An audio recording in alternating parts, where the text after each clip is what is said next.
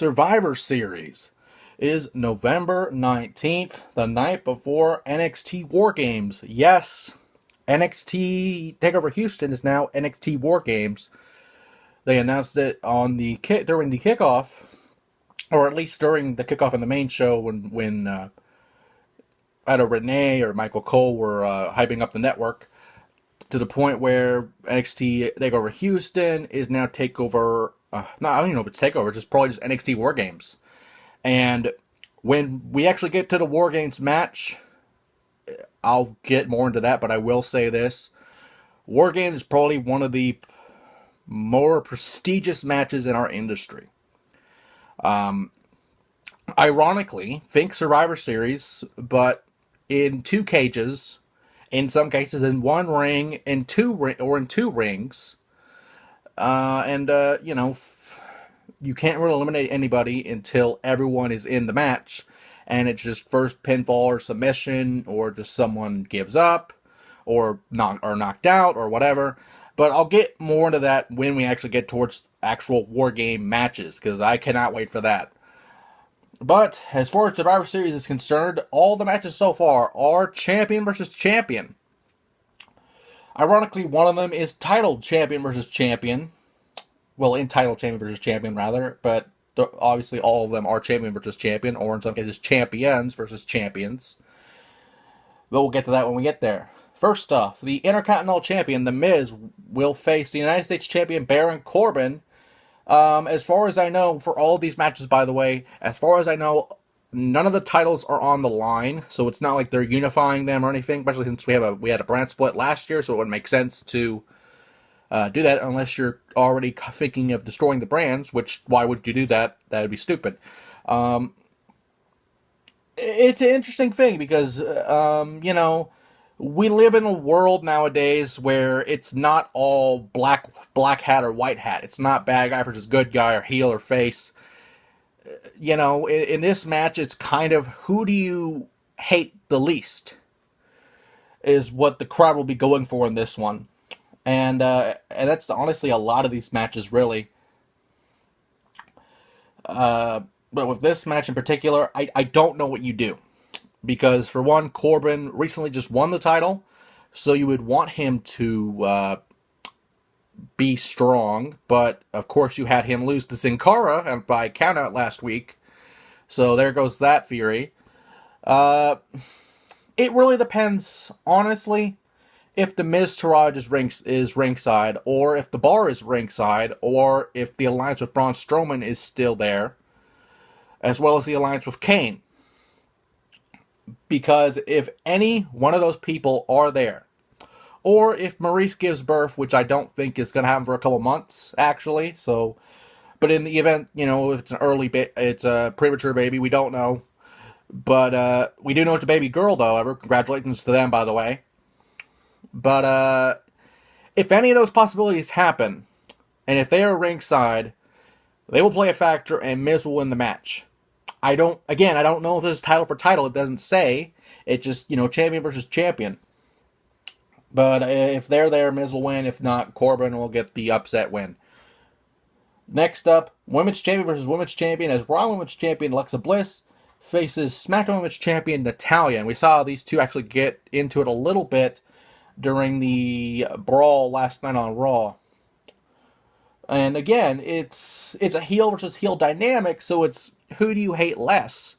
But, as far as wrestling's concerned, Natalya is obviously way more experienced than Bliss. But, Bliss could get a surprise win. I would not be surprised at all if that is there. But the odds, and honestly what I believe, is Natalya will destroy her. Or, who knows? Alexa might win, and she might be injured enough to where Carmella can cash in. And here's the interesting thing. With this being Survivor Series, with this being a cross-branded show, technically, Carmella could cash in on either women's champion, in theory. We don't know if it's just exclusive for the SmackDown Women's Championship, but in this case, since it is cross-branded, it is brand versus brand, essentially, for brand supremacy, that, whoever loses, Carmella could technically cash in on. unless they state that, oh, it's just for the SmackDown Women's title. We don't know that. And with this brand split, anything is possible. So I don't really know what will happen there. We'll just see when we get there. Next up, the remaining members of the Shield.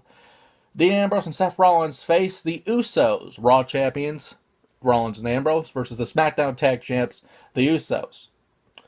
Now, I say the remnants of the Shield because, of course, as we saw last Sunday, and there's a lot of these, Bo Dallas, Roman Reigns, JoJo, and Bray Wyatt / Sister Abigail all had some kind of viral meningitis or something. I don't remember what it was, but to the point where they could not come in, which is why we had Kurt Angle in the match, which was amazing. Being the honorary member of the Shield, and AJ Styles then facing the Demon Finn Balor, which was an incredible match, probably match of the year, in my opinion, at least for WWE. There's a lot of great matches in New Japan and Lucha Underground and others that could steal that honor, but, as far as of right now, since that match is in everybody's minds, that automatically is match of the year right now. But as far as this match goes, I don't know. Again, I don't know. This could really go either way. And I feel like that the Usos would take it. Not because they need it, but because Rollins and Ambrose could go down the line and do a lot better things in this match. Not that it's not going to be a bad match. It's going to be a great match. Every match the Usos have had so far, surprisingly, has been great. But it just depends on what happens there. And finally, the Universal Champion, Brock Lesnar, will face the WWE Champion, Jinder Mahal, in a match, the only match, as far as the card is concerned, that has been labeled as champion versus champion. We do not know if these titles are unified. We do not know if that is a possibility. Because, just look, and I'm just saying this just because on the card, that is the only match that has, in brackets, champion versus champion.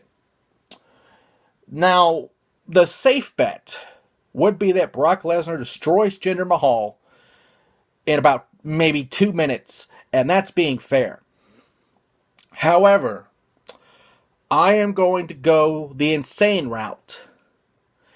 If this is a unification match for any reason, Jinder Mahal will hold the title until WrestleMania, unify both belts, and it'll just be, what can you make with black and red? Fuck it, NWO belt? Just make an NWO belt, fuck it.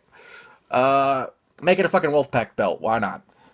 But if it is non-title, Jinder Mahal will still win and hold the WWE Championship until WrestleMania, just to spite everyone who does not believe in the modern-day Maharaja, Jinder Mahal. And with that, Survivor Series is November 19th, and we were going to have the Raw team at least made. We do know that Alicia Fox is the captain for the women's team as she defeated Sasha Banks and Bayley in a triple threat to become the captain against all odds. Even kissing the referee, apparently. But, that's another story for another time. Hopefully, next week, we will understand what her team is, or even if she has an outline for a team. She's kind of out there, to be honest. But, tonight's SmackDown, so we could have more matches made, so we'll just find out tonight.